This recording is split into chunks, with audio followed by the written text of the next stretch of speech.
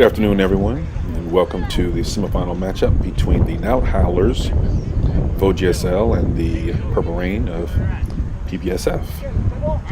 This 14U matchup is a rematch of the opener.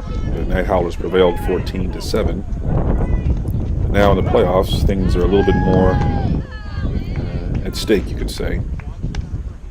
Both teams come in on a bit of a hot streak. Piedmont's won the last few games, and they have their top pitcher on the mound, Annabelle Cashinova, who comes in with a 1.313 ERA. Coaches have mixed and matched their lineups this far, and now that the playoffs are here, they are definitely going with their frontline configurations defensively and pitchers and catchers, etc., to give themselves the best chance to win. There's a ball that's hit to right field. Daphne Allen reaches out to catch it. It bounces off her glove. As the player attempted to make the catch, Allen has been a hot fielder of late. She had a couple of nice catches in the last game, but she was unable to come up with that one. Charged with the error, and the base runner moves to second base. One of the things about pitching in playoffs is you have to be able to deal with adversity. There will be errors, there will be challenging situations, and pitchers have to be able to deal with that and keep their composure as they compete. Here's foul ball.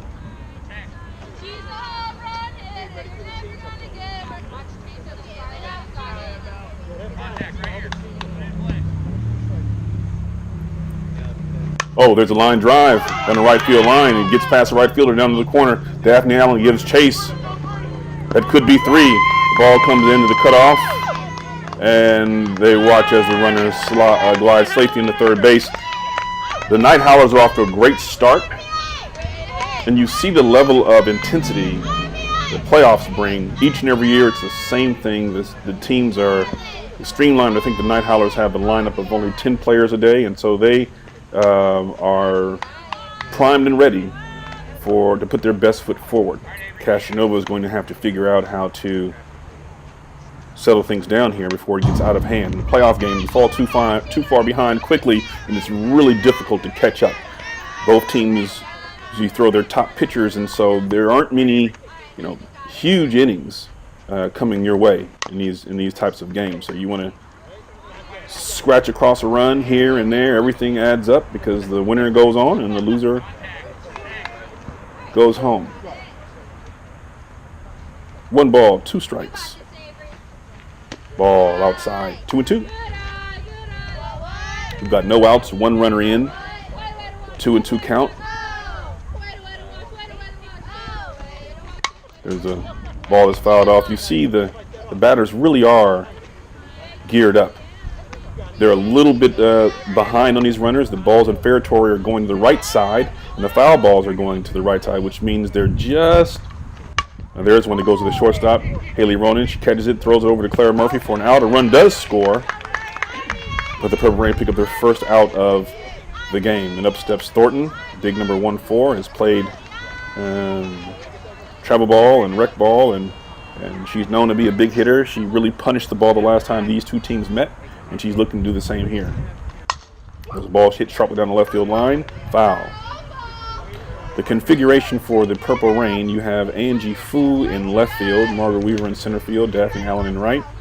You have the Ronan sisters on the left side of your infield. That's Samantha Ronan at third base and Haley Ronan at shortstop. Their father, Shlomi Ronan, is the coach of the team. You have Hetty Freeman at second base and Claire Murphy at first with Jayanti Singla behind the plate. There's a swing and a miss for strike 2. 1 ball, 2 strikes. There's a swing and a miss, but a drop third strike. Singla tracks it down and throws it to first base, but Thornton beats the throw there. The umpire is letting her know, hey, you have the right to use the orange side of the bag if there's a play like that. And it's the same thing for the fielder, letting Murphy know you can actually go to the other side of the bag for player safety reasons. But for now, we have a runner at first base. The Purple Rain are really struggling here. Cashinova was pitching well, but as we said before, in a playoff situation, runner takes off, Singler throws, and Thornton goes in standing up. One thing Singler's been working on this year is throwing on a line instead of more of a rainbow. She's a very strong arm, very athletic fielder. You'll see her her abilities on display throughout the game. She is the Purple Rain's top catcher. You'd expect her to catch quite a bit today. And part of a job of a catcher is to limit the amount of stolen bases and pass balls. As extra bases given are a big part of how teams score runs when the pitching is going to be pretty tough today.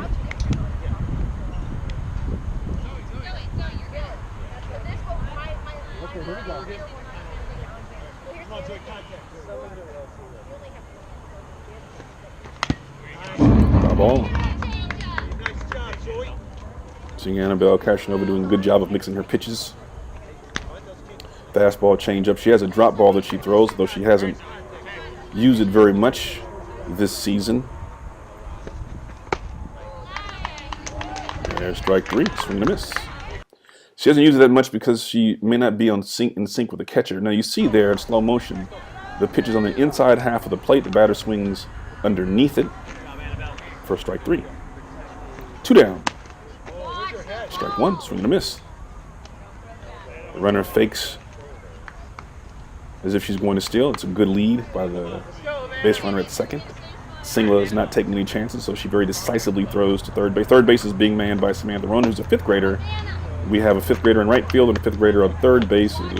They're going to have to play big today as a 14U.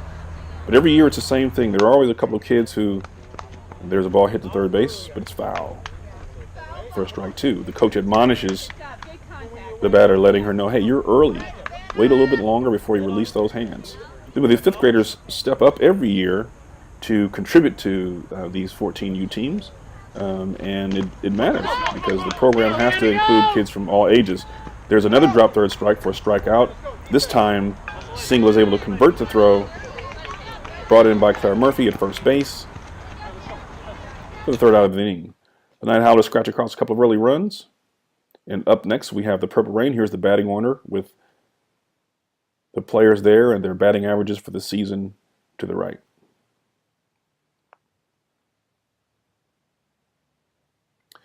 These players attended practice this last week, and many of them worked on their hitting. Daphne Allen in particular was noteworthy in the batting cage this week from what I'm hearing from the coaches, and so you're looking to see contributions up and down the lineup. There's a ball by Singler, the first pitch, popped up meekly down the third base line for a foul ball, strike 1.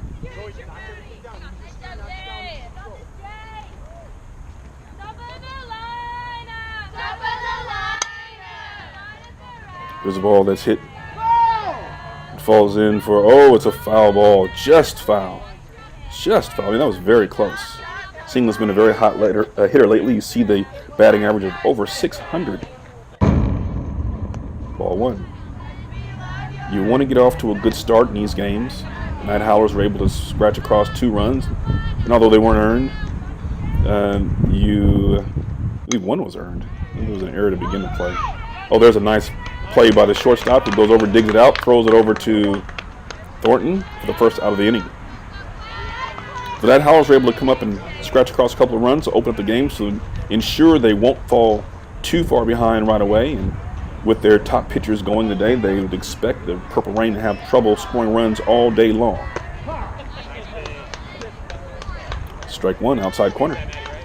One of the things that was noted in practice was that many of the Purple Rain players are standing very, very far from the plate, making it difficult to get the outside pitches. There's a strike on the inside corner. So she's mixing up location, outside, inside. You see the catcher now sets up right down the middle. It's a foul tip. But the catcher holds on for strike 3. Great play by the catcher. Night Howlers clearly have a game plan, a strategy in terms of how to pitch these Purple Rain hitters. She sets up inside, and the throw is inside. So there you see the location. And when you get to this level, the pitchers have to be able to locate their pitches if they're going to be effective. It's not just enough to be able to throw strikes. It's where you're throwing the strike that matters. Once again, she sets up inside. Cash an elbow, however, digs it out. Drives into the gap in the left center field. She races around first, headed into second. She's thinking about 3. Oh, but it's under the fence for a ground rule double. So Castronova has to stay put at second base. I believe she was headed to third when the umpire called it a ground rule double. That's one of the challenges of this 200-foot marker that's out there. Ball 1 inside. Castronova takes a nice lead at first base, looking to draw a throw, in which case she'll force the action and decide whether to go to third or return to second base. Foul ball. There's another case where Angie Fu was right on the ball, but because she was standing so far from the plate, it just grazed off the tip of her bat. 2 outs. Ball high. Castronova takes off her third. There's no throw. She got too good of a lead. That's a great base running. She puts herself in position to score on a wild pitch or a pass ball. 2 balls, 1 strike. There's a ball that's hit in the right center field gap. She scores Castronova from third base. Fu goes into second standing up. And there's your double. So the number 4 hitter delivers. Angie Fu delivers a double. And here's Claire Murphy. Murphy's also been a strong hitter. You've got Murphy and Weaver. Weaver's hitting about 800. But she hasn't had very many at-bats, and so they would like to get her up in a big situation and see if she can drive in a run. They're also looking at Murphy. Murphy is swinging a power bat of late, and there's another wild pitch. The runner scoots to third base. Murphy steps back in with a runner now well in scoring position. Ground ball, it squeezes through, could score a run. That's a great stop by the catcher. That saved a run. The catcher's ability to stop balls in the dirt, prevent runners from advancing, and in this case, scoring and potentially tying the game. It was a big play by the catcher. Murphy locks in. There's a swing and a miss. The ball gets passed, but the runner is not come. She does not come. So with 2 outs and a ball that's passed, the runner decides to stay at third base and give Murphy a chance to drive in the run. Wow, that was a big decision there by Angie Fu. The kind of lead you get, there's a ball 4. The kind of lead you get leads to the opportunity you have to score in the event of a pass ball or a wild pitch. Now here's Weaver, number 13, and coach called times out and lets her know in this big situation that she cannot wear metal cleats. And the umpire tells the coach she can't wear metal spikes. Now that's not actually in the rules. The interleague rules, section 3, or equipment, does not say that. However, the coach may not know that for Purple Rain, and so if you don't know that, then you're kind of at a disadvantage here. As Weaver's played with spikes before, and other kids have, and look, it's the playoffs. Things happen.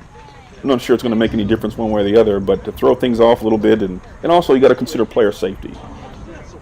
It's okay to call for a kid to go to rubber instead of metal, because you never know, a kid might slide and hurt someone. It's definitely not in the rules, but in the spirit of rec ball and wanting to keep everybody safe, it makes sense that there's a swing to foul ball, that the coach for OGSL Night Howlers would bring it up. Interesting timing, however, as she comes up with runners in scoring, with the runner in scoring position. But that's the playoffs for you. Weaver settles in. There's a drive to left field, and a nice catch by the left fielder. Nice play. She catches it. You hear the crowd is very excited about that catch, as well they should be. The ball was struck well, but the left fielder ranged to her left and reached out and made the catch. Prevented a run from scoring. And if that ball gets into the gap, it probably would have run under the fence, and you'd have had runners at second and third. Now the Purple Rain bring in their second pitcher, Claire Murphy, with a 5.431 ERA, meaning every 7 innings she gives up 5 earned runs. Castronova was 1.3, and Murphy has pitched for a couple of years now, and last year's championship game saw her pitch 2 innings and then have to spell Izzy Epstein in an extra innings affair in a really intense environment. So she's no stranger to this type of a situation. In fact, their team had a late lead. There's a swing and a miss. Had a late lead. I'm sorry, they were down late. However, scored 3 runs in the last inning, pushed it to extra innings, and they then ball high. It was a back and forth affair, and finally, when one pitcher ran out of gas, Epstein literally had to take herself out of the game because she was exhausted. They brought in Murphy in extra innings, and she tried to shut it down but was unable to. But that pressure experience really should serve her well in this situation. Here's a situation where the Night Howlers just can't be allowed to run amok. Remember, you have to have there's a swing and a miss. The first batter is struck out by Murphy. She's pitched well all season. She has more strikeouts than walks. She hasn't hit a batter all season, so she looks to be in good position to contribute an inning or two here today, as Cashinova was clearly their ace pitcher, but Murphy has been pitching well also. There's strike 1 to batter number 2. We can't really see the plate. The umpires will need to dust off that plate at some point. The Rain have also switched catchers, as Mia Call is now behind the plate. Julia Banuelos is at second base. The ball goes to her. She throws it to Angie Fu, who's moved over from left field to play first base while Murphy pitches. Angie Fu's natural position is third base. She'll likely play that in high school. But this year she just hasn't been able to log much time there. Instead, she's grown as an outfielder. She had a lot of nice plays made in left field, as well as you see there, first base. She spells Claire Murphy, and 2 of them pretty much rotate first base and have played the position very well. We have Fu, Banuelos, Ronan, and Ronan across the infield. There's a strike 1. Weaver still in center field.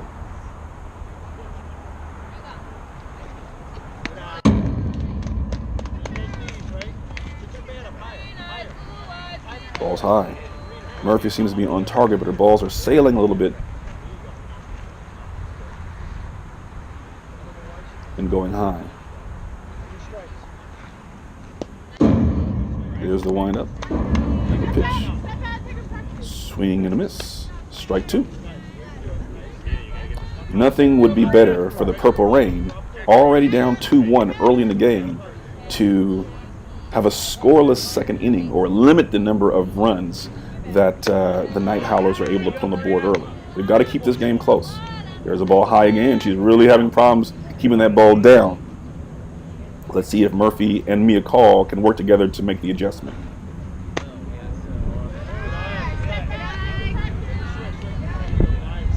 That ball floated in, or floated down, but not down enough. It's a little bit high and outside. Full count. This is a big pitch.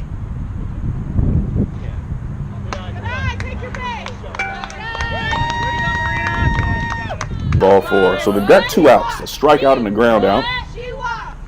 Night Howlers are looking to extend this inning, get deeper into their lineup so they can turn the lineup over if possible. Oh, and there's a ball that hits the batter. Hits her on her foot, and she's hopping like a jumping jack. It looks like she felt the effects of that pitch. Hit her on the cleat. Coach comes over, takes a look. Says, "You're okay. Head on to first base, kid." So they've got 2 runners on with 2 outs.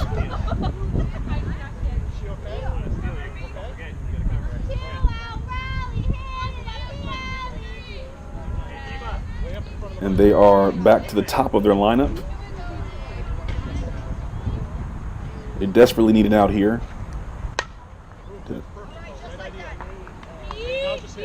And there's a ball that's hit off to the right side. Eva Wag gives chase in right field, throws it in. Strike 1. 2-1 game, 2 outs, second inning. There's a ball that's foul, just foul.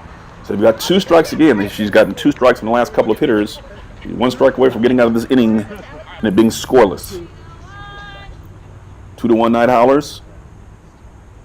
Top of the second inning.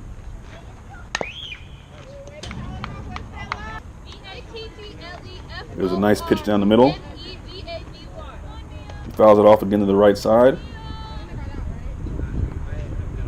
She seems to be getting around on these pitches well. So the Ronan sisters should be ready on the left side, seeing the ball is being hit that direction. And there's a ball to shortstop kind of boots a little bit. But Cashinova picks it up, throws it in, throws on line, but it's dropped by the catcher. Runners then move up to second and third. Wow, what a play. There's a lot going on there. The ball hit to shortstop, so we have an error on the shortstop.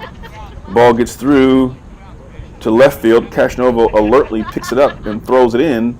And the throw was on line, but an error on the catcher as Call was unable to secure the ball before the runner scored. So now we're up. It's a 3-1 game. So that's a big play. Hopefully the Purple Rain can shake that off and the defense can step back up. They're still only down 3-1. And the game is still within reach. The inning should be over, but you have to persevere through those kinds of things. They're going to happen. There are going to be errors in games. Defenses aren't going to be perfect. That was a great play by Cashinova out in left field. She usually plays pitcher, and sometimes she'll play a third base or shortstop. Today she's in left field, and she alertly and quickly picked that up. There's another ball to shortstop. She throws it, and the ball's offline. Angie Fu tries to jump up and gather it. The runner scores. And she throws it and it gets past a pitcher, but they throw it back to Clara Murphy. So things have kind of opened up here. So we've had a couple of plays. And here you see Angie Fu looking for that throw. Her foot's on the bag. The coach is exhorting the runner forward, and she leaps to try to make the catch, but she's unable to bring it in, and the runner scores. We're going to charge that error to on the throw, as well as Night Howlers are starting to pour it on here. They're hitting the ball well and forcing the defense to make plays. So far, the Purple Rain is still gearing up. There's a ball that's hit to right field. Allen reaches out to make the catch, is unable to. The ball gets thrown in as the runner gets to third base for a triple. And that one was close. We won't call that an error. Well, we could call it an error, but we're not sure. That was a well-hit ball, and it kind of teardropped in. So there's a 4-run limit. And so if the team scores 4 runs within the first 3 innings, the inning is automatically over, even though 3 outs weren't recorded. And that's what happened there. The Night Howlers scored 4 runs, all unearned. They had 2 outs very quickly, and then a couple of errors that prevented them, or that allowed them to keep going. And they eventually, with that door open, they walked right through it and scored 4 runs. So now Purple Rain is down 6-1. And they are in need of something to get started on their half so they can keep pace with these Night Howlers. There's an outside corner pitch, strike 2. You'll also notice Hetty Freeman is standing a little far from the plate. And she worked on this in practice, but it's going to be tougher to get that outside pitch inside. And you'll also notice the catcher's moving inside and outside on different pitches, forcing the runners to adjust. She settles in for the inside pitch on this one. Pitcher missed, pitched outside. Ball 2. There she sets up on the inside part of the plate. She misses again. Outside, but Freeman took a swing at it when it was unable to get it. Foul tipped into the glove. Strike 3 for the first out of the inning. Here's Samantha Ronan. First at bat of the day.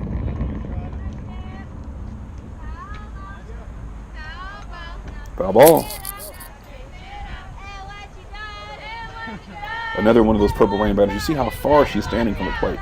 If she were to take a full swing from there, she may be able to cover half the plate, maybe. There's strike 2. But the outside part, you'll see the distance there. There's just no way these Purple Rain batters can hit anything on the outer half of the plate. And part of that, when you have a younger players, is a little bit of ball fear and just getting used to it. There's one that's hit off the end of the bat. If she's scooted more towards the middle of the plate, that's probably a hard hit ball somewhere on the field of play. As it is, she hits it off the end of the bat for strike 2 and steps back in.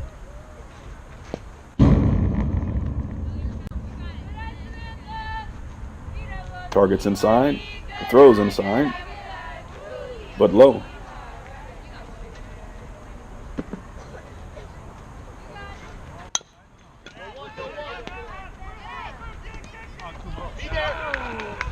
Contact's made, plays to the shortstop, who throws it over to first base. Oh, and there's an error on the first basewoman. Right fielder is there covering, throws it over to second base, but not in time. That throw looked to be on line. As Thornton's a very tall player, but she reached her glove up too late and bounced right off her glove. So there's an error, and up steps Julia Banuelos. Ball slightly inside. Banuelos is also a veteran player. She played last year in the championship game, and there's a hard hit ball down the right side, but she's a little bit late on it, so it went foul. Banuelos had a couple of hits in that big finale. Played stellar second base and also a good shortstop. That's a nice play by the catcher.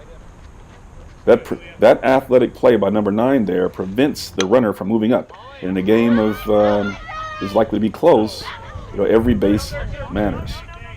There's a ball that's popped up to second base, but she drops it.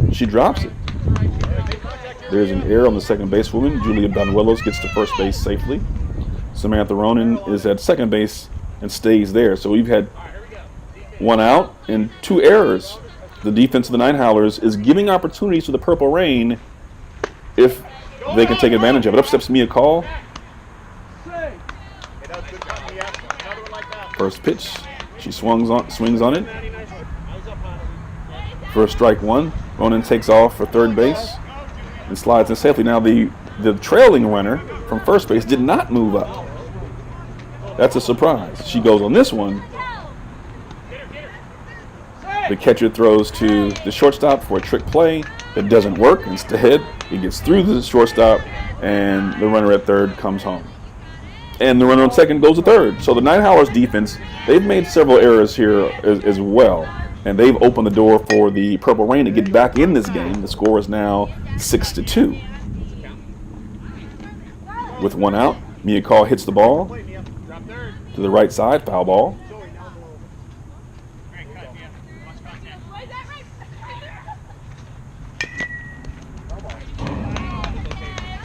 With 2 strikes, runner on third base. Here's the windup, and foul ball.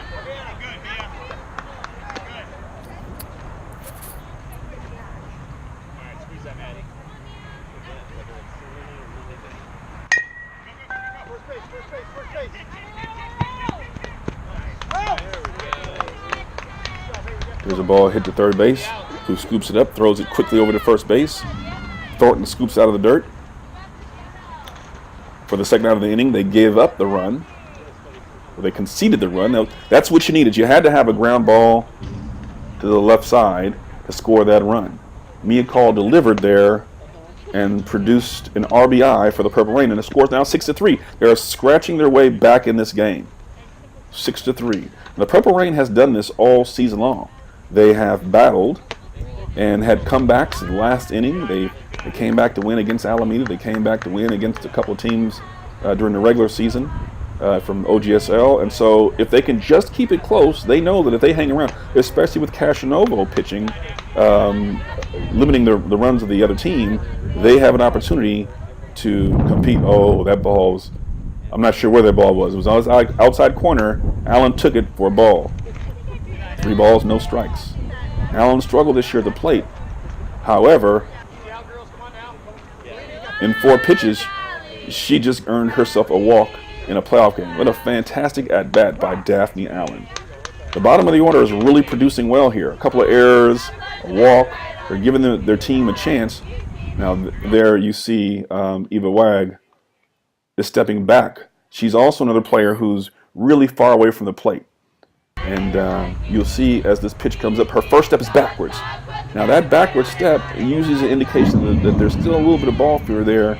And so it's going to be difficult. She's going to have to stay in there, keep both feet in, and step towards the pitcher, as opposed to having the first step back. There's a ball. Again, there's another example where runners are allowed to advance because of a pass ball or a wild pitch. It's a big part of these games. Ball's high. If the catcher leaps up and makes the catch, the runners cannot advance. 2 outs. 2 in. Second inning. 2 strikes. Oh, I'm sorry. There was 1 strike. There's a second strike on the outside corner.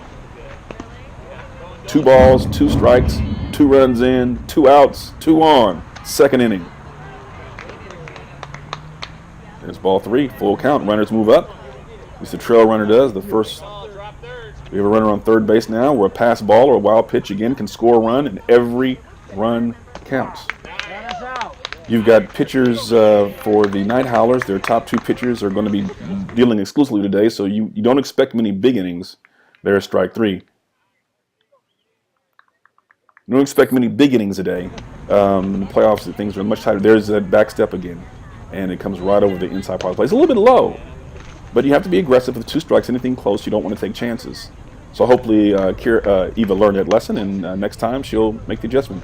And looks like the Rain have made another pitching change. This time Samantha Ronan is being called in from third base to pitch.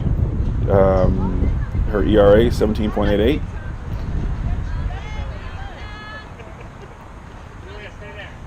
They've brought in Castanovo to play third base. Haley Ronan remains at second base. I'm sorry, Haley Ronan remains at shortstop. It looks like Hetty Freeman is now playing second base.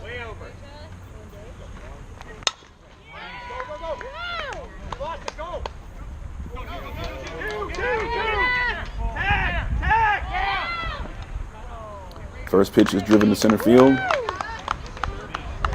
Ball is missed by the center fielder. They've made a change in center field as well. Weaver is now on the bench, and I'm not quite sure who's in center field now, but that ball was hit, looked to be catchable. There's an error to the center fielder, and 1 pitch, 1 hit. Raja scoots to second base. Next pitch is a ball. Ronan she struggled a bit this year on the mound. Her dad has confidence in her on the mound, and so he figures, this is a good spot to get an inning in here, maybe save or rest his other pitchers, and give her an opportunity. Giunti Singla is back behind the plate. There's a ball that's popped up. That's trouble. Fair ball. Runner has to stay at second base. The batter gets to say that ball was trouble from the time left the bat. It just was in between third and left field, and that's a hit. We got runners at first and second with nobody out.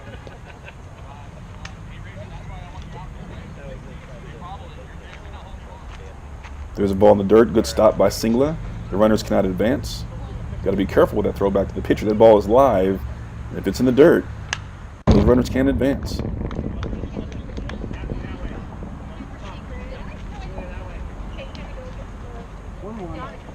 Foul ball. Score is 6-3. Purple Rain scratched across a couple of runs. They did leave a runner at third base the last inning. Hopefully that doesn't come back to bite them. But they did get a little bit closer. Oh, there's a nice solid drive to left field over the head of the left fielder. That's to the wall, and it doesn't go underneath the fence. And so they throw it in. 2-run score. A stand-up double. 8-3. They seem to be timing her pitches pretty well. With Cashinova, they were a little bit late. With Claire, with her motion, they had some trouble with that. But they don't seem to be having much trouble here. So the pitcher and catcher are going to have to adjust, and defense is going to have to play really solid defense. Strike 1, swing and a miss.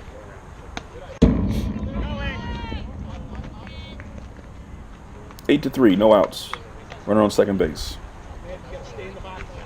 Ball's high, it gets past the catcher. Runner on second advances to third base without a throw.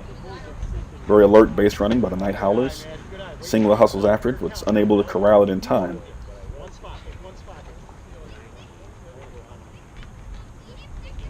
The ball is also high. Like Murphy, she's going to have to work to bring those pitches down a bit. And Singla's going to have to be very alert and springy behind the plate. 2 balls, 1 strike. Whoa, there was a high pitch with the batter off at it. And she knows it. She knows that she twirls around. She can't believe she swung at that, but she did. 2 balls, 2 strikes. There's a ball in the dirt. Nice stop by Janti Singla. She saved a run with that. That was very good defense by number 7. Full count. And it's high again, ball 4.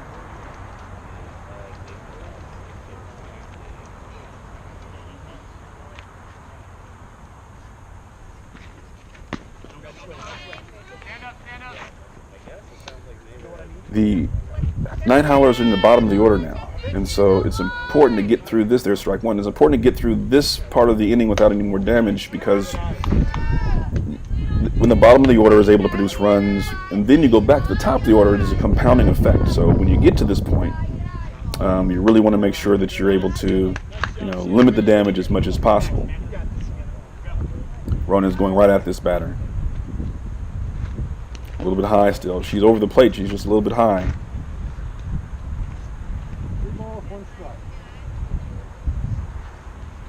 That ball's in the dirt.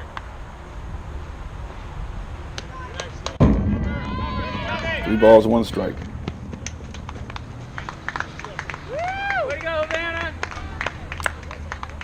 Ball's high.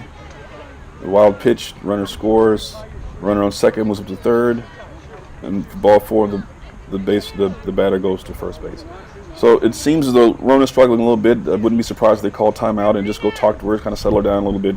Singla's very athletic, but she couldn't get up high enough to stop that ball. So the runner scored. Now the umpire has asked the pitcher to tie her shoes.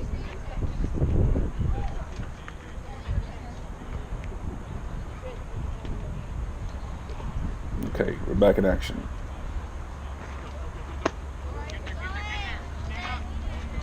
We got a couple of hits, a couple of walks in there. There are no outs yet. Just swing and a miss. Strike 1. The batter takes off for second base. There's no throw. Defensive indifference. Right now, they've got to worry about the batter, making sure they get ahead of her on the count. That was a pretty good-looking pitch there.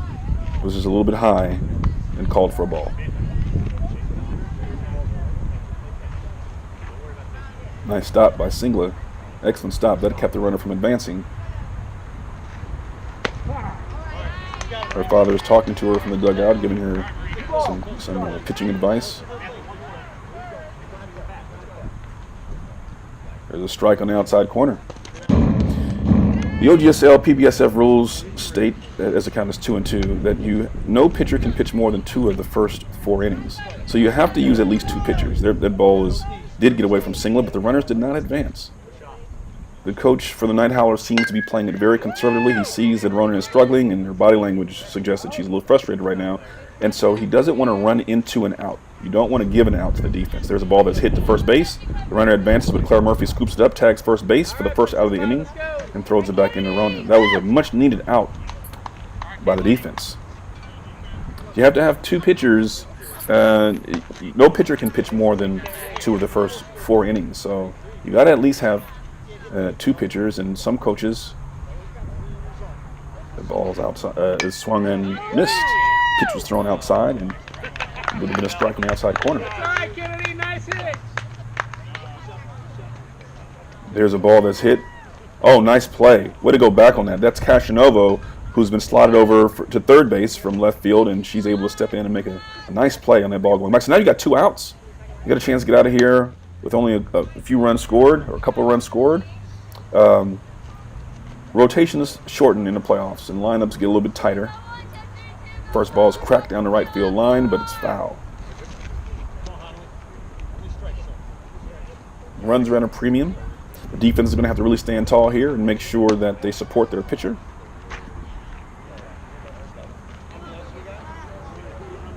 There's the wind-up and the pitch. High.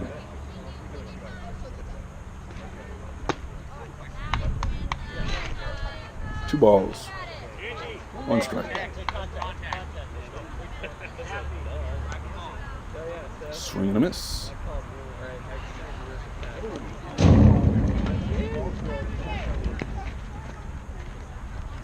Not sure the count. The umpire said one thing and held up a different number of fingers. Ooh, there's the pitch hits number 8, so it's a dead ball. Ronan is covering home plate, but time is out. And when the batter is hit, they automatically stop the play and allow the runner to advance. And so she does. She moves up to first base. She shakes it off. It seems to be okay. No worse for the wear. Number 2 batter, no order, is up, and there's a line drive right up the middle. With the bases loaded, all runners move up 1 base. Oh, there's a second runner who scores. So that's 4 runs, and it's now 10-3. All right, here we go, 10, 7.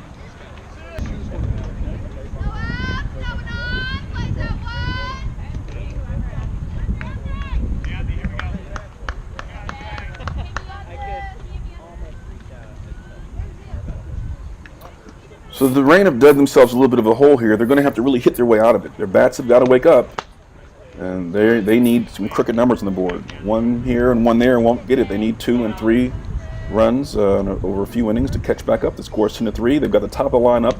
Gianti Singla starts us off. She reached on an error last time, eventually coming around to score in the first inning.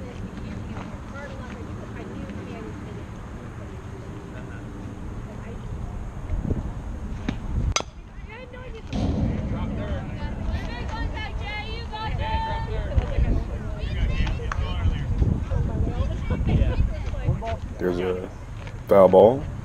Gianti has made a lot of progress this year offensively. She's hit a couple of home runs, a few triples. Her timing has really improved, and the ball seems to be jumping off her bat. There's another foul ball. So she's right on the timing of this pitcher. Some of these pitchers they have the speed, but they also can locate the pitches and mix speeds, which makes a big difference. When pitchers are pitching 1 speed at this level, it's almost impossible to get outs consistently. There's a ball low in the dirt. But when you mix speeds, you keep the batters off balance, and it's more of a chess match. The ball's popped up to the left side. Singla's running hard all the way. Runs into second base. Ball gets past second base. Gianti takes off, headed for third. It's a very aggressive base runner. Slides into third base safely, and the ball gets past third base, but she stays put. With nobody out, she knows that run is likely to score, and so they're not going to risk sending her home with nobody out. Otherwise, she could have very easily gone home. So there were 2 errors on that play, one on the left fielder and one on the throw. There's a pitch right down the middle, strike 1.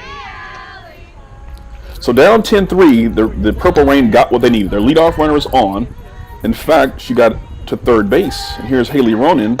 Ball's outside. A ball on the ground likely scores this run. But as we said before, they need crooked numbers, so they're looking for more base runners here. Ball's outside. They seem to be staying away from Ronan. That's ball 2. And hopefully those on-deck batters are timing this pitcher because her speed is pretty good. They've seen her already now. And so they should be more used to that speed. She's just a little late still on that swing. That's the benefit of timing. You time that pitcher, and you're able to catch up with her.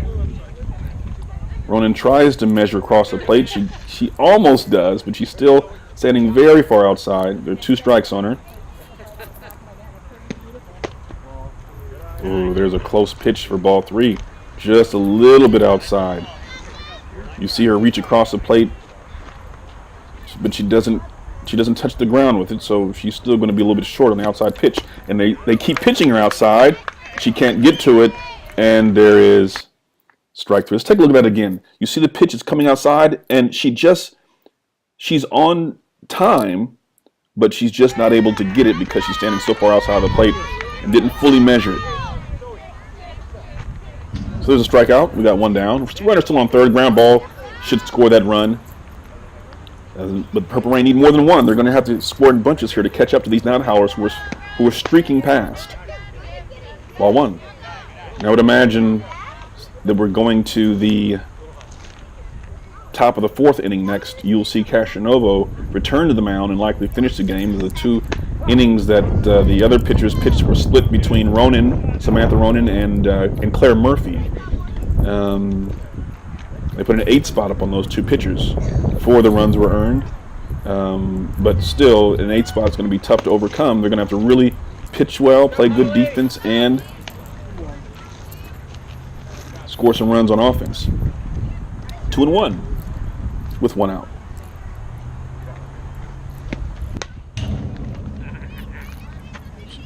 Ran that ball inside on her, and Castronovo hung in there and fouled off. Now she's not stepping back. Castronovo is used to the speed, and so it doesn't bother her. But she also is not necessarily as close to the plate as she should be. She measured, and the bat only got to the middle of the plate. That ball was low. Ball 3. Let's take a look as she steps in here in the batter's box where she measures it to. Right across, about 3/4 of the way across. And they go outside, and she's only able to get a piece of it. Again, if she's a little close to that plate, she drives that ball to right field. She's got 2 strikes on her, so there you go. Now she's measured all the way across. Let's see if that makes a difference or not. There's a pitch, and she takes it. Outside corner. May have been a little bit outside, but with 2 strikes, oh, that's close enough. With 2 strikes, you just can't afford to take that pitch. You got to be aggressive, especially in rec where the strike zone's a little bit wider. So they're in the heart of their lineup here. You've got Angie Fu, who's a cleanup batter. And you see the catcher setting up outside, intentionally going to throw outside because the umpire's been calling the outside pitch. And she throws it outside on the corner, strike 1. Their batters have got to recognize that that's what they're doing. They're busting the outside corner of the plate repeatedly until the Reign players adjust. The catcher comes over to huddle with her coach and asks him how he wants to approach this batter with 2 outs and a runner on third base. The Night Howlers are just an out away from getting out of this inning without any damage, which would be a huge achievement for them. Would be able to solidify that lead. Once you've scored a few runs, it's great to be able to turn right back around and shut down the other side, kind of lock in the gains that you've made. Here's Angie Fu.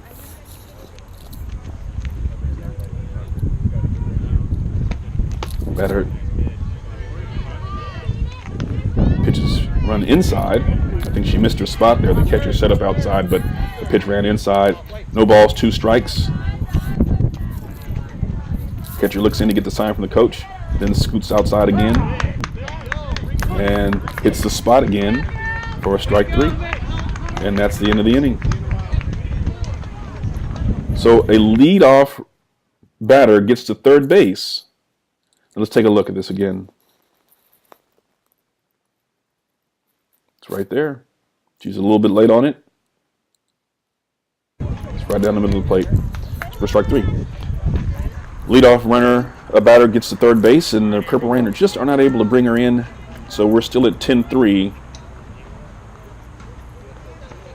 Going now to the top of the 4th inning. Castronovo has been brought back in. Remember, each team, you have to use at least 2 pitchers. No pitcher can pitch more than the first 2 innings. Castronovo started. The next 2 innings were split between Murphy and Ronan. And now Castronovo's back in, and she'll likely finish the game. Similarly, the Night Howlers have gone with 2 pitchers, and those 2 pitchers will probably finish the game. There's a swing and a miss. Mia Call gets the ball, throws it to first base. They're giving credit for the out. That was a favorable call for the home team. The umpire lets the first baseman know again that you can move to the different side of the base. They have a double base for this age division. They want to keep the players safe, and so he's letting her know that she can move to either side of the base most plays. 1 out. Ball 1. Oh, the batter was called safe. The runner was called safe. Yeah, I wasn't sure. I thought that she was safe, but the call was out. So it looks like he did make the right call, and she was safe there. So there are no outs. Runner on second base. She steals second. There's a ball hit to third base. Ronan gets the ball. Looks the runner The runner goes back, and she throws it over to first base for the out. Murphy gets it, steps in the bag. Runner stays at second base. Runner on second with 1 out. Nice play by Samantha Ronan at third base. Foul ball. Strike 1. Down 10-3. Top of the 4th inning.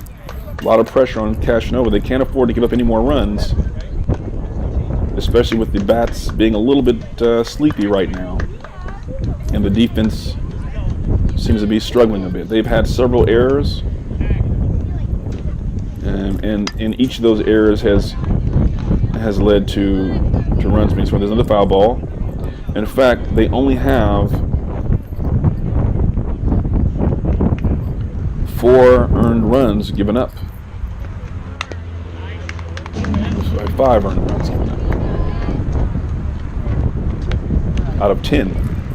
So the defense has got to step up. And you've got Haley Ronan still at shortstop. You've got Weaver back in center field. Mia Call behind the plate. Claire Murphy at first base.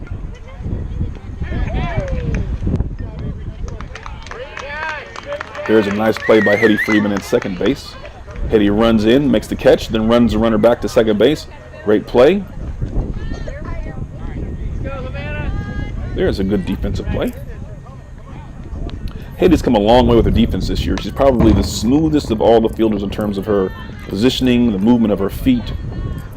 Her arm's not as strong as she needs to be, though, for her to be playing third base, but she's a very solid fielder. Plays shortstop, could play third base, and also plays a solid second base. And so, oh, there's a ball. It's hit up the middle, but Cashinova stops it, throws it to first base, but there's an error. First basewoman's unable to corral it, and the runner scores. The umpire calls timeout to go check on the pitcher. Coach Ronan comes out to see about Cashinova. He's concerned. He wants to make sure she's okay. So coach comes out, talks to her. She nods her head. Yeah, I'm okay.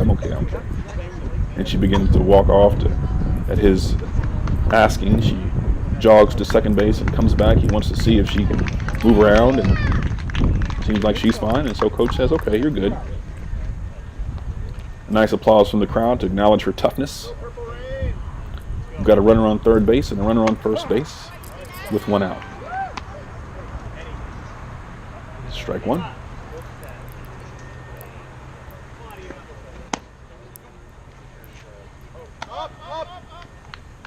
Eva Wag is in right field. Runner at third base stays put. Runner at first base takes off. Runner's at second and third now. Nice pitch. High and outside, and she offs at it. Swings underneath it.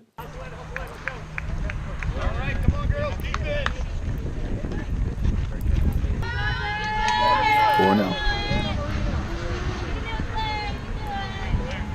Inning over now, we go to the bottom of the 4th inning. 10-3. Claire Murphy up to bat. Claire Murphy has come a long way as a player this year. She's really excelled both on the mound and in the field. There's a swing and a foul ball. She's grown exponentially, you could say, to the point where we believe she has been invited to play for the Summer Vipers team, which provides opportunities for players in PBSF and OGSL to have travel ball experience. And I believe their coach Robin Livingston has approached the Murphy family about Claire potentially participating in that activity. It's a testament to her growth and also to the coaches working with her. There's a swing and a foul ball. They have her batting 5th. Claire's hitting about 400. She's also developed as a pitcher.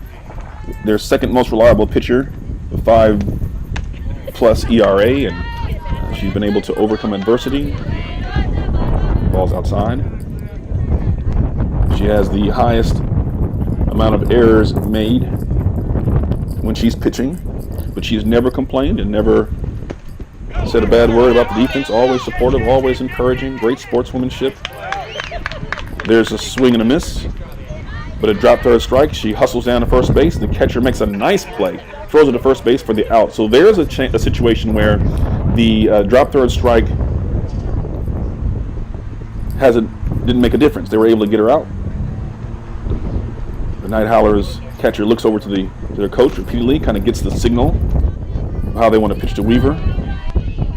It's well outside for ball 1. You see her looking over. They're communicating how they want to approach this. She nods her head in agreement, then scoots well inside.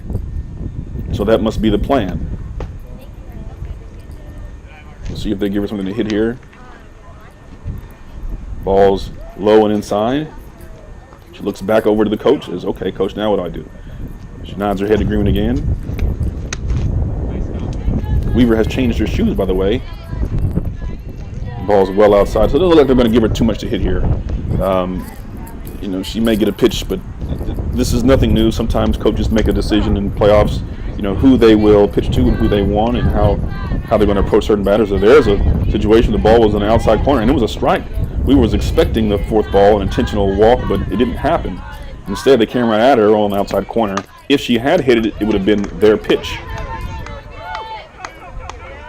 There she grounds it, a hard ground ball up the middle for a solid base hit. There's a single, and it gets through this center fielder for an error. So it's a single and an error. They've got one down and one runner on.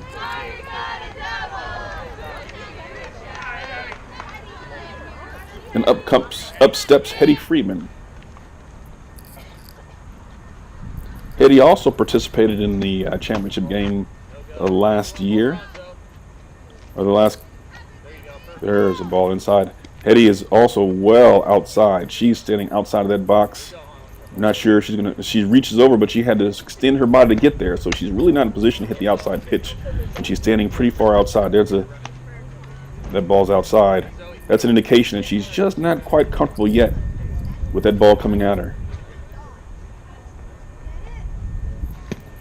The coach tells the pitcher to stay in that location until she comes up.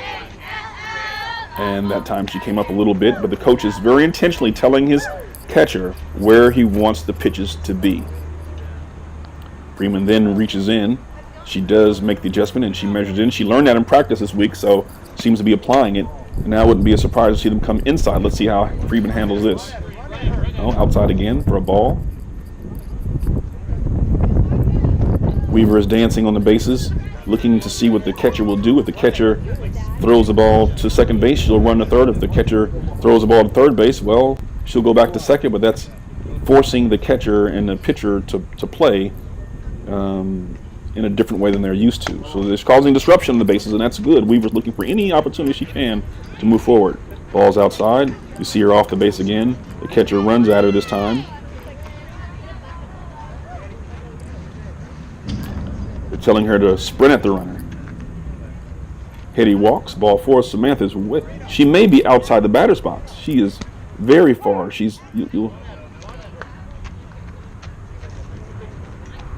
Strike 1 is right down in the middle, but she's so far from the plate, she could swing from that distance and not cover any of the plate. Hopefully she makes an adjustment. They'll likely continue to pitch her, and the catcher looks over, middle to outside. There's an outside pitch. They're banking on the fact that you just physically cannot get to the ball when you're standing that far from the plate. Again, it's a little bit of comfortability and ball fear. She scoots back even more. The runners first and second with one out. And that's what you get sometimes with younger players. They're still getting used to the speed of things and whatnot, and so they have to make adjustments, and they will over time. There, the catcher runs all the way out to the circle to chase Weaver back to second base. That's successful. They want to wear down the catcher. They're hoping for an errant throw or a throw behind the runner where the runners can then advance. Base running is a big part of the game at this level. There's a ball inside, swung and miss, strike 2. She throws it back to first base, and there you have it. The ball is thrown away, both runners advance, and so there's a situation where Weaver's, I don't know what you call that, her shenanigans out there on the bases have led to the catcher being indecisive and really exposed the catcher as being inexperienced, and the catcher threw it to first base, and both runners advance. There's a ball in the dirt. and the runners don't advance. Desperate for runs. Ball's in the dirt with runners at second and third, and they don't advance. There's a ball right down the middle, but Ronan's so far back from the plate, she's not quite able to catch up to it. So there's strike 3. Now we've got 2 outs. So the Purple Rain had a chance to advance that runner. Ground ball to the left side would have scored a run. Now with 2 outs, though, they're going to need to get a hit. Their ball's outside. 1 ball, no strikes. Again, the catcher's looking at Weaver at third base, seeing what she's going to do before throwing it back to the pitcher. The windup and the pitch. In the dirt. Ball 2. Runner does come this time and scores.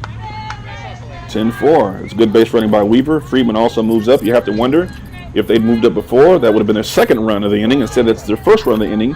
They'll take it. There's 10-4. They're slowly but surely chipping away. Now a nice hit here by Banuelos would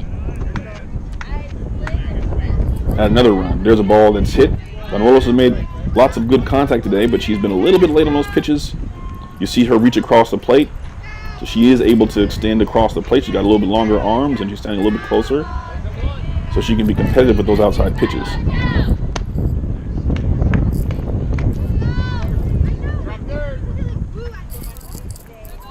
Strike. The coach reminds his players that for a drop third strike, if she swings and misses, or it's a call third strike and the catcher does not drop the ball, you have to throw down to first base.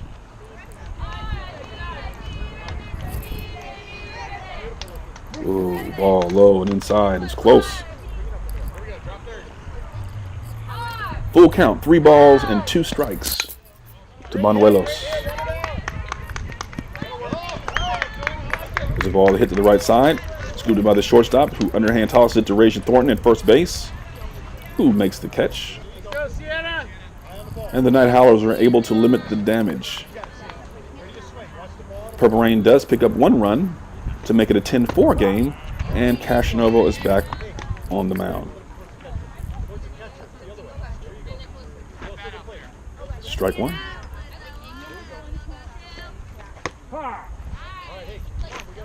Again, this is the lower part of the lineup. Strike 2. And last time, these batters were able to get on base and even score, which really set back the Purple Rain a bit. You really want to make sure that the batters who, if they've been struggling before, you don't want them to beat you. You want to make sure you go right at them and make them hit your pitch, be aggressive. And so let's see how they approach this situation. A little bit, no, not inside. It was a strike, inside corner for a quick strikeout and 1 down. Up steps the next batter.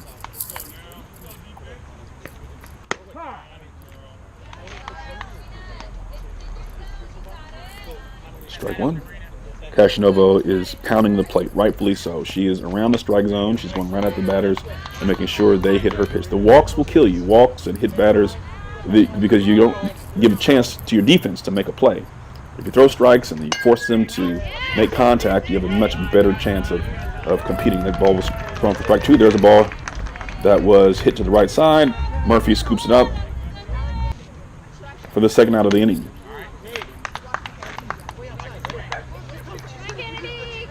Strike 1.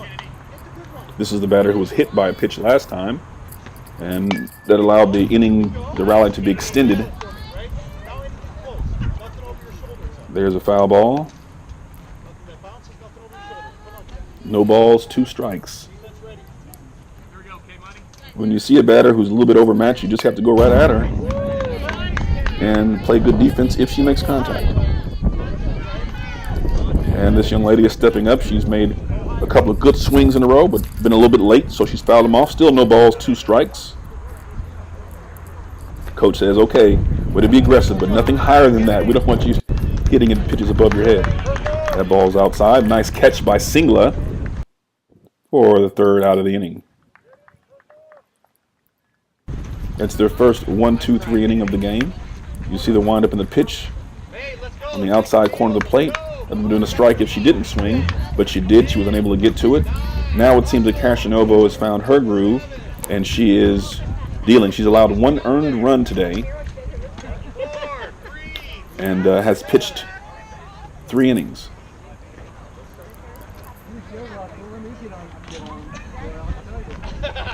Exhausting. It's not hustle where I come from, baby. You're on the dirt, you're running. And now the Purple Rain are up to bat, and they're going to have to figure out how to manufacture some runs. They're down 10-3. I'm sorry, 10-4.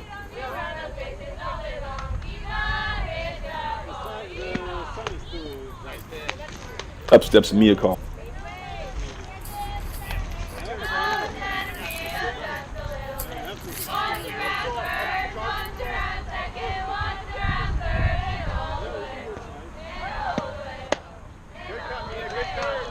Swing and a miss.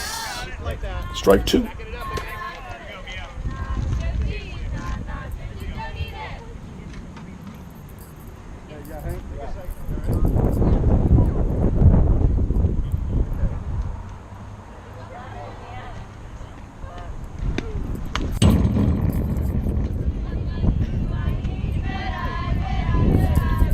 The coaches are also mindful of the clock at this time. OGSL and PBSF or 14U have games that last 2 hours and 15 minutes maximum, drop dead time.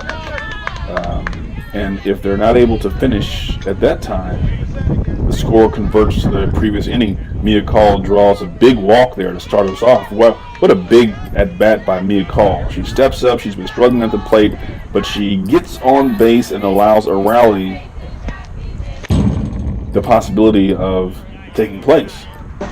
So there's a 2 hour and 15 minute drop dead time limit, but no new inning can be started after an hour and 45 minutes. And that ball was thrown well past the catcher, but the runner did not advance.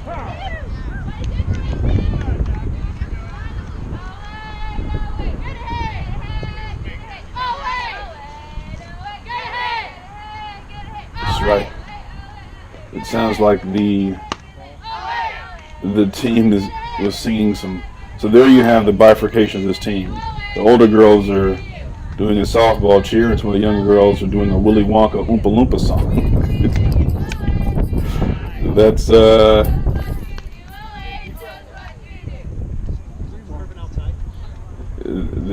they're working it out.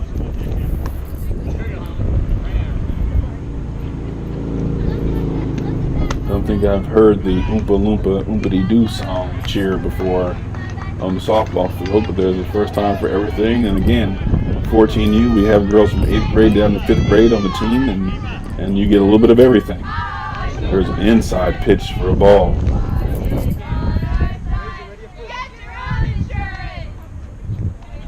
Now let's get this clear. So there was a little bit of confusion. Mia Call did not walk. She was struck out. So there is an out. Daphne Allen has walked and reached base. There's just some confusion. I think Mia thought she walked. The coaches thought she walked. I thought she walked, but apparently the only man that matters there is the guy wearing blue. He said no, it wasn't a walk, it was a strikeout. So we've got one down and we've got one runner on. There's that outside pitch. They're going to keep throwing that outside pitch until the Purple Rain players adjust. And with the Rain players being so far off the plate, it's going to be very difficult for them to hit those pitches. And the umpire is giving them the outside part of the plate. You'll see Eva, as the ball is coming inside, she initially or instinctively takes that first step back. And at that point, she's at the pitcher's mercy because she can go back outside and Eva won't be able to catch up to it. There's the outside pitch, and there's a strike. So now we get back to Gianti Singular with a runner on first base.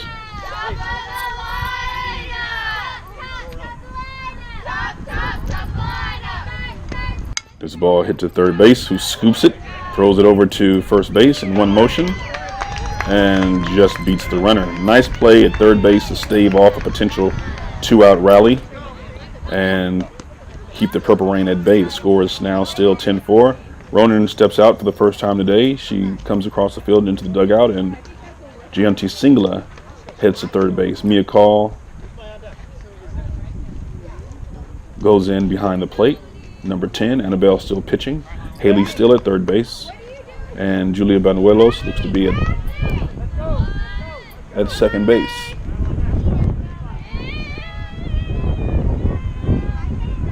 Unable to quite make out who's in the outfield yet. We will let you know as soon as we're able to identify it.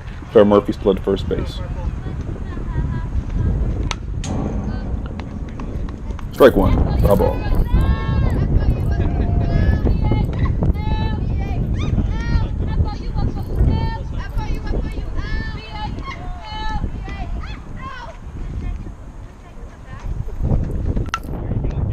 There's a ball hit sharply to first base. She secures it this time. Throws it over to first base to Claire Murphy for the first out of the inning.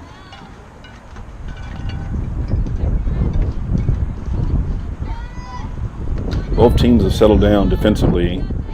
We're seeing much better play from the defense. We had quite a few early errors that cost runs, but both defenses seem to have settled down. There's a ball hit to the right side, foul ball. So it's going to take a big effort on the part of the Purple Rain to catch up. They're going to have to score some runs on offense and also continue to play good defense and pitch well. There's a ball hit sharply to the left side.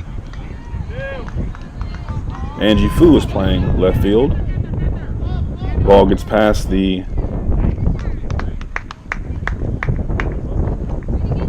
fielder. And as a result, the base runner moves up from first base to second base. So we'll see if that comes back to bite the Purple Rain, having that runner be in scoring position. First ball thrown to batter number 9 is a ball. It was a well-struck ball, a clean single. Moved to second on a throwing error. There's a ball hit to really shortstop. Third baseman goes after it, is unable to get it, goes to left field. The runner then tries to advance, but Angie Fu throws her out. There's a ball that's gone, that's secured by Gianti Singla at third base, who throws out Raja Thornton, and the inning is over just like that. Some strong play on the left side of the defense that inning, as Singla and Fu really combined to do well. Angie did not let the error on the throw undermine her focus on the next play. And here come the Purple Rain, down 10-4. They need runs. Time is running out. They only have a few minutes left in this game. Looks like they'll have a chance for one more at bat, possibly 2, if they hurry through this inning. It's a tough situation, whereas they're down 6 runs, they may need to, and there's an outside pitch that she was right on, but because she was so outside of the plate, so far away from the plate, she wasn't able to actually make contact. The Rain will have to consider, if they get 3 or 4 runs here and cut it to 10-7 or 10-8, do they make outs on purpose so that they don't pass a time limit? They want to be able to start another inning, and there's a strike on the outside corner. They want to be able to start another inning before 1:45 passes. So it's going to be close. They want to score runs, and at the same time, if you can't get 6 runs, then you're going to have to punt until the next inning. So I'm sure the coaches are aware of that, and they're talking about how just to approach this situation. They have the heart of their order up as well, so they want to maximize the opportunity to score runs right here. There's a foul ball for strike 2. They need base runners.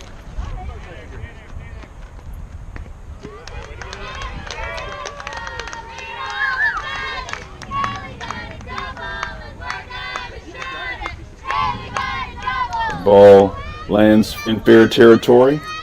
Coach Cashnovo sends Haley Ronan to second base. She slides in to second base with a double.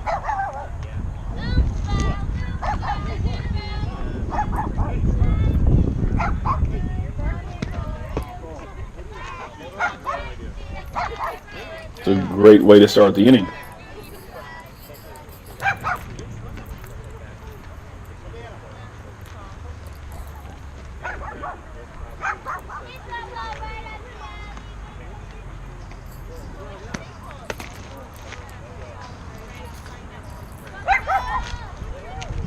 And then their fifth graders are starting the Oompa Loompa cheer again. It's well, they were. I was rather looking forward to it. Here you have Annabelle Cashnovo with nobody out, runner on second base.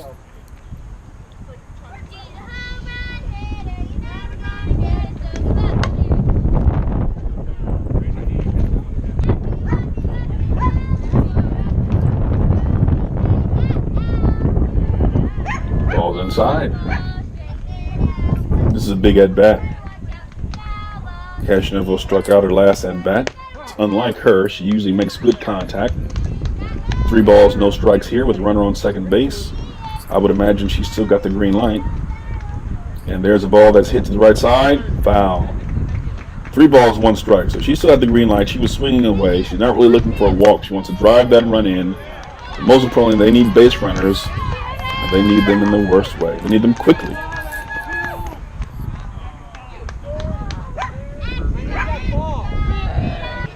The ball was outside, called a strike. 3 balls, 2 strikes. She now has to shorten her swing and protect the plate. That wasn't her pitch. If she'd hit that ball, it would have been foul ball or grounded into the dirt, so she did well to lay off of it. There's a ball that's well struck into the gap again. And again, the fielders raised their hands up for a ground rule double. Cashnovo was well on her way to third base, but it doesn't look like Coach Shlomi is going to argue that point because technically it's a ground rule double. Runner scores. Cashnovo takes off to third base without a throw. She runs those bases so hard, so well. And there you see Angie Fu was late on the pitch. She's in the hitting zone, but the ball's already past her. She's going to have to catch up those pitches and get a little bit closer to the plate. So we got a 10-5 ball game with nobody out. And big number 17 is up to bat. After her comes Clara Murphy, and then Margaret Weaver batting 6th. So they have a few power hitters in a row here and are looking to catch up. There's strike 2. Score is 10-4.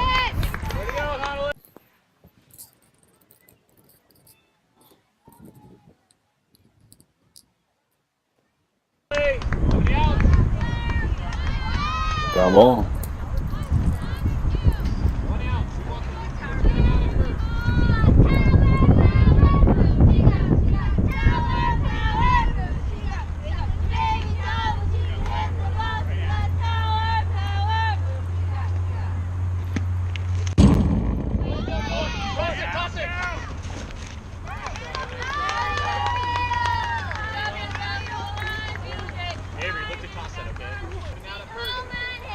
Angie Fu is late on that swing a little bit, and let's take a look.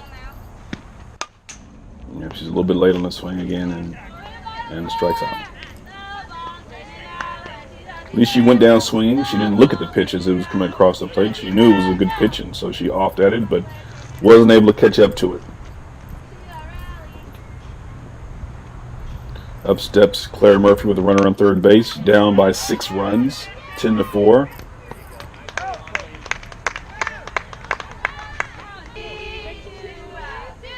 Bottom of the 6th inning.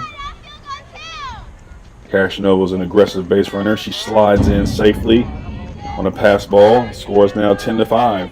They're beginning to claw their way back. How big are those defensive plays early in the game?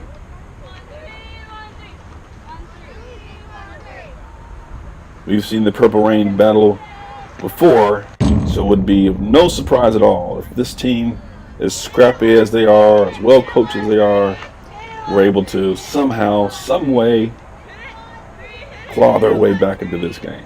Parents are on the edges of their seats. There's a ball hit by Murphy to the pitcher, who calmly gathers it, throws it to first base. You see the right fielders backing up. Scores 10-5, up steps Weaver. They've done a good job of limiting the number of base runners. And there's a ball in the dirt. That ball was 5 feet in front of the runner, so it's clear as the catcher looks over to the coach. It's clear what their strategy is likely to be with Weaver. They may give her one pitch outside to test her, 1 or 2, but for the most part, you see the catcher looking over, gets the sign again that they don't seem to want to challenge her here. There's another ball. She, of course, won her accuracy has been very good today, but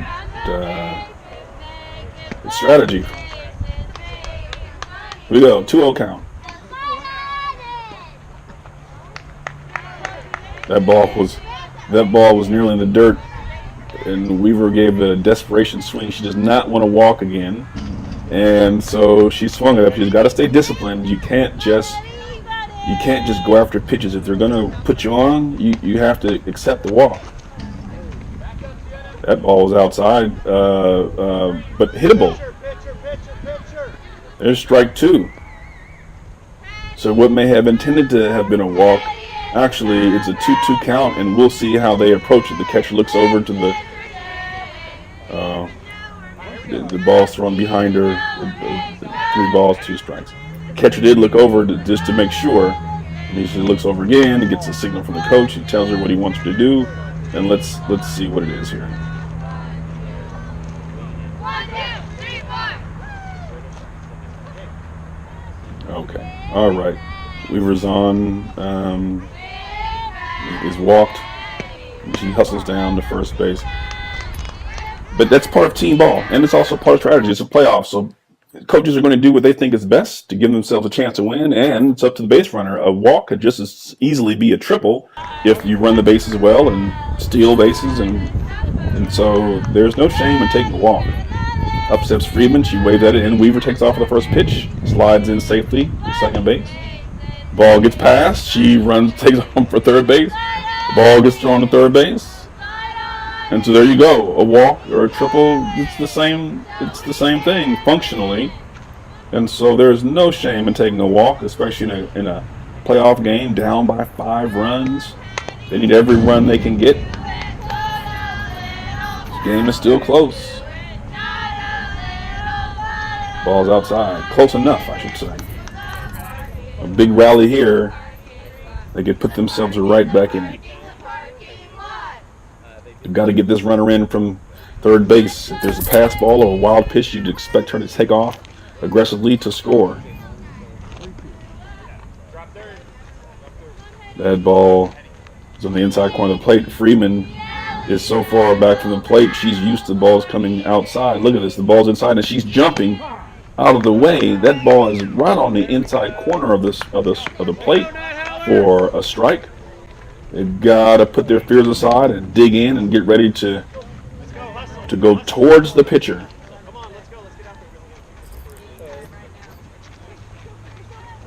There it is again. As she backs off, they're going to keep throwing that pitch to her until she competes and stays in there. And at this point, they could even go outside. She gets a signal from the umpire, an outside pitch, and that looks like what they're going to do. And Freeman, looking for the inside pitch, might be unable to catch up to the outside pitch. And there you saw it. After coming inside twice, they moved outside, knowing that she'd be short-arming her swing. Catcher looks over towards the coach. Seems to be setting up outside.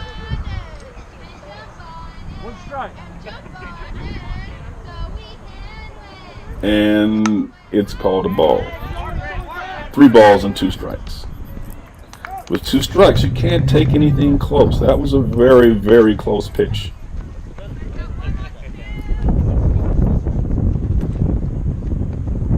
And there's an outside pitch called a strike. That could have been a makeup call. The pitch before that was probably a better pitch, more likely a strike. So they were able to ring her up. Purple Rain stranded a runner on third base. They cannot afford to do that. Down 10-5. The ball's hit to left field, and third basewoman Samantha Ronan she doesn't step back and make the play. Angie Fu runs in from left field, gathers it and throws it in. Runner takes off for second base, throws there, but not there in time.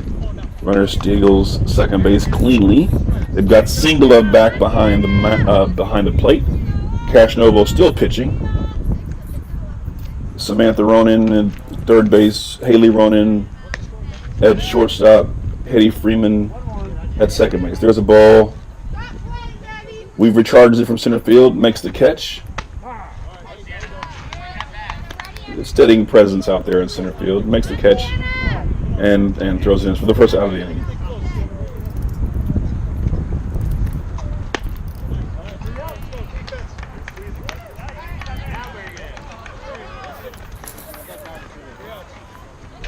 Again, they're more down towards the bottom of the order, and so they're trying to really go at these hitters. Ball one, high.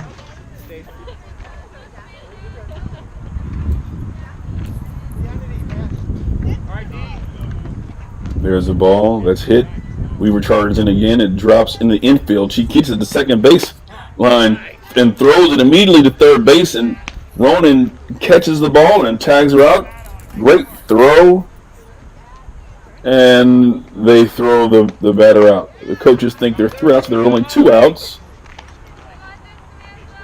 And so Purple Rain has to play a little bit more defense. That ball was right behind second base. That's got to be either the second basewoman or the shortstop's ball, but they weren't able to get there in time. But Weaver hustled in from center field and she took it off a bounce right behind the second base bag, quickly came up and threw a strike to the third basewoman, Ronan, who caught it in perfect position to make the tag for the second out of the inning.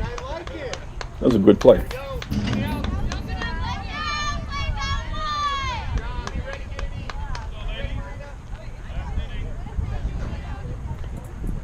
One and one. 1 ball, 2 strikes.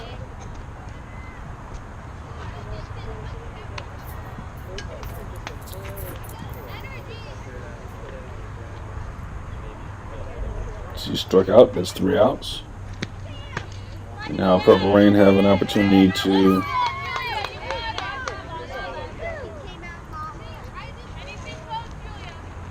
catch up.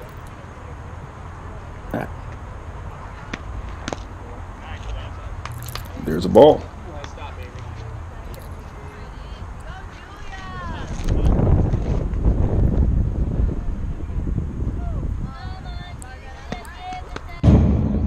There's a ball.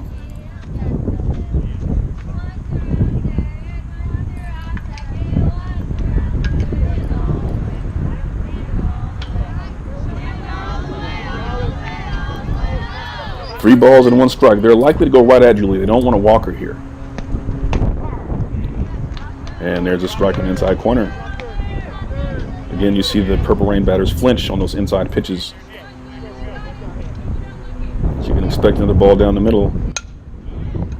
And she's ready for it and wraps to the right side, just a little bit late on it. The ball shoots off her bat towards the dugout on the right field side. And so now you've got a full count, 3 balls, 2 strikes.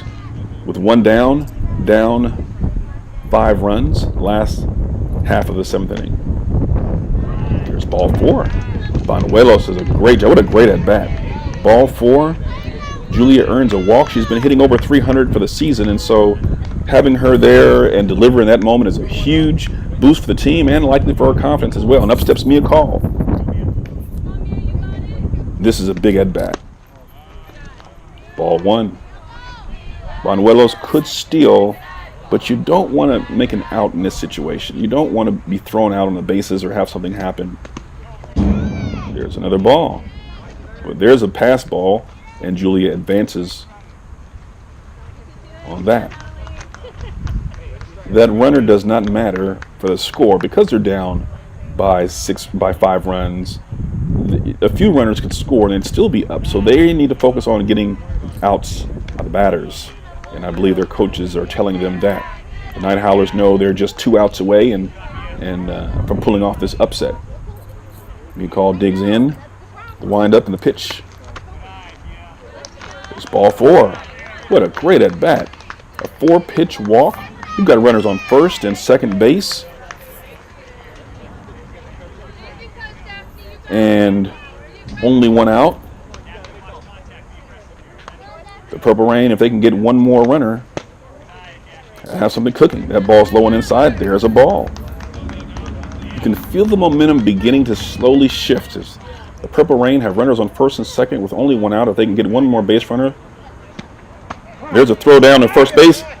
They catch Mia Call off first base, and the catcher alertly throws her out. What a tremendous play by the catcher. That could be a backbreaker. I'm not sure why Call had such a lead there when she can't steal. There's a runner on second base, and then there's a pass ball or wild pitch. The runner moves up from second to third base. But there's just that was tough play. Tough play. Now they're down to their final out, and here's Daphne Allen. There's another ball. So instead of having runners at second and third, they have a runner on third base with 2 outs. There's Allen, and then you have Eva, and then the top of the order, Janti Singla, is in the hole.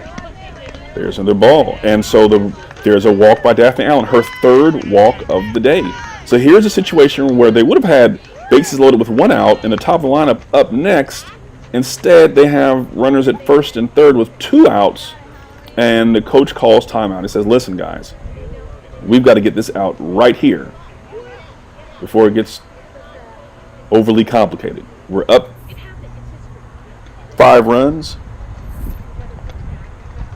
The only batter that matters, those runners on base don't matter. We don't care if they score or not. We just want to get this batter. So he's trying to calm down his troops. This is an opportunity for the Purple Rain players in the dugout to, use those lungs of theirs and prevent the pitcher from settling down. That'll come with time as they realize there's an opportunity to strike 1. Oh my goodness. Throw runner tries to steal second, does so. There was an error at second base. He should have been tagged out, but they dropped the ball. They don't care if their runner from third scores. It's 11-7 now. It's a 4-run game now, but that doesn't matter. They just want an out, so they will try to pick off any player trying to steal bases. There's a ball that's smacked down the right field line by Eva. There's 2 strikes. 2 outs. Down by 4.